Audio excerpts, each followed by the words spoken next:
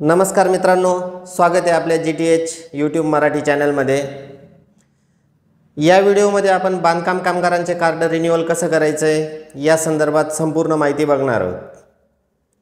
या मागच्या व्हिडिओमध्ये आपण बांधकाम कामगारांचं रजिस्ट्रेशन कसं करायचं, त्यानंतर बांधकाम कामगारांना मिळणाऱ्या सोयी सुविधा किंवा योजना कोणत्या आहेत या संदर्भात माहिती बघितली। आपल्याला जर बांधकाम कामगारांच्या योजनेंबद्दल लाभ घ्यायचा असेल तर आपलं कार्ड किंवा रजिस्ट्रेशन हे मुदतीत रिन्यूअल करणं गरजेचं आहे। तुम्ही जर या चॅनलवर नवीन असाल तर चॅनलला सबस्क्राइब, लाईक आणि कमेंट करायला विसरू नका मित्रांनो। बांधकाम कामगाराचं कार्ड रिन्यूअल करण्यासाठी आपल्याला सर्वप्रथम आपल्याकडे जे बांधकाम कामगाराचं कार्ड ते असणं आवश्यक आहे। त्यानंतर 90 दिवस काम केल्याचं ग्रामसेवक यांच्या सही शिक्क्याचं प्रमाणपत्र किंवा एखाद्या नोंदणीकृत किंवा रजिस्टर ठेकेदाराचं प्रमाणपत्र, त्यानंतर आधार कार्ड आणि याआधी आपण बांधकाम कामगाराचं रजिस्ट्रेशन करण्यासाठी वापरलेला मोबाईल नंबर, एवढे कागदपत्र आपल्याजवळ असणं गरजेचं आहे। जे ग्रामसेवक किंवा कॉन्ट्रॅक्टर यांचं जे प्रमाणपत्र आहे ते खाली, त्याची लिंक खाली डिस्क्रिप्शन बॉक्समध्ये दिलेली आहे। चला तर मग आपल्या स्क्रीनवर अगदी घर बसल्या सहजरित्या आपण बांधकाम कामगाराचं रिन्यूअल कसं करू शकतो त्याचा पूर्ण लाईव्ह डेमो बघूया। बांधकाम कामगाराचं कार्ड रिन्यूअल करण्यासाठी आपल्याला लागणारे सर्वात महत्त्वाचं कागद म्हणजे 90 दिवस काम केल्याचं प्रमाणपत्र।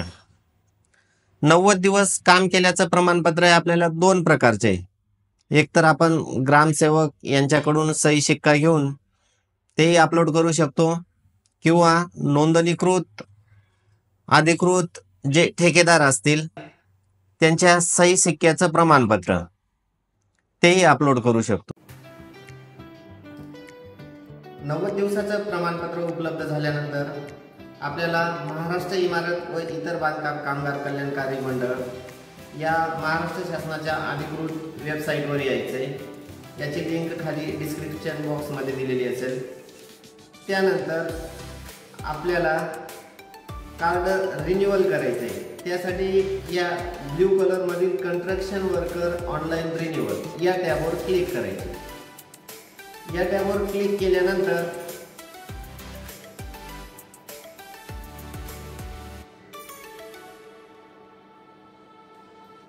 या पद्धतीची पुढची विंडो ओपन होईल।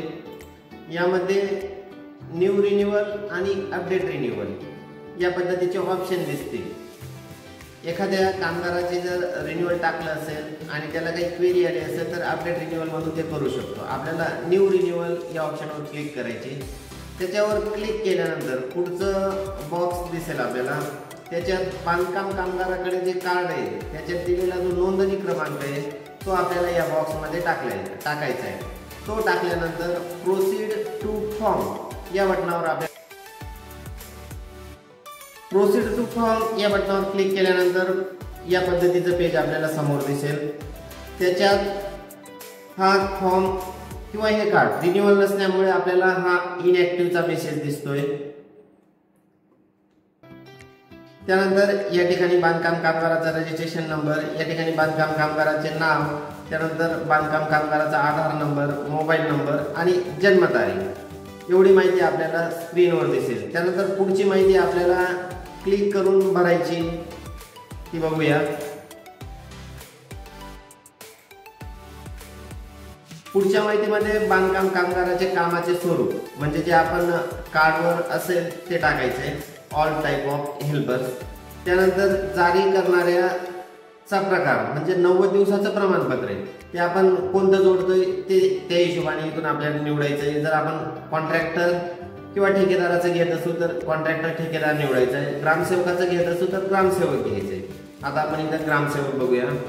त्यानंतर प्रमाणपत्रावर असलेला जावक क्रमांक या ठिकाणी टाकायचा आहे। त्यानंतर जावक दिनांक टाकायचा आहे, कोणत्या ग्रामपंचायतीने ते इश्यू केले ते ग्रामपंचायतीचं नाव, जिल्हा, तालुका ही माहिती या कॉलममधून सिलेक्ट करायची। त्यानंतर आपल्याला जर डॉक्युमेंट व्हेरिफिकेशनसाठी तालुका केंद्र या ठिकाणावर निवडायचे। आपल्या तालुक्याचं केंद्र या ठिकाणी आपल्याला दिसेल। त्यानंतर 90 दिवसाचं जे प्रमाणपत्र आहे ते या ठिकाणी अपलोड करायचे। 90 दिवसाचा फॉर्म अपलोड केल्यानंतर click to load visit dates या टॅबवर क्लिक करायचं आहे। त्या टॅबवर क्लिक केल्यानंतर या ड्रॉपडाऊन विंडोमधून आपल्याला कामगार सुविधा केंद्रावर डॉक्युमेंट व्हेरिफिकेशनसाठी ज्या तारखेला जायचे ती तारीख इथून सिलेक्ट करायची। रेड कलरमधल्या तारखा या शासकीय सुट्टी दाखवलेल्या आहेत, त्या तारीखा आपण सिलेक्ट करू शकत नाही। त्यानंतर या तारखेपैकी आपण कुठली तारीख एक सिलेक्ट करू शकतो। जी तारीख आपण सिलेक्ट केली ती ग्रीन कलरमध्ये दिसेल या पद्धतीने। त्यानंतर चेक मार्क लावायचा आहे डिक्लेरेशनला। त्यानंतर हा फॉर्म सेव्ह करायचा आहे। सेव्ह केल्यानंतर आपल्या रजिस्टर मोबाईल नंबरवर एक OTP येईल। तो OTP टाकल्यानंतर एक अपॉइंटमेंट लेटर जनरेट होईल। ते अपॉइंटमेंट लेटरची प्रिंट मारून कामगार सुविधा केंद्रावर अपॉइंटमेंट लेटर, त्यानंतर आपले आधार कार्ड, कामगार कार्ड आणि 90 दिवसाचा ओरिजिनल फॉर्म एवढे कागदपत्र पडताळणीसाठी कामगार सुविधा केंद्रावर घेऊन जायचे। कामगार सुविधा केंद्रावर एकदा का ते व्हेरीफाय झाले तर त्यानंतर आपले कार्ड हे रिन्यूअल होईल। धन्यवाद।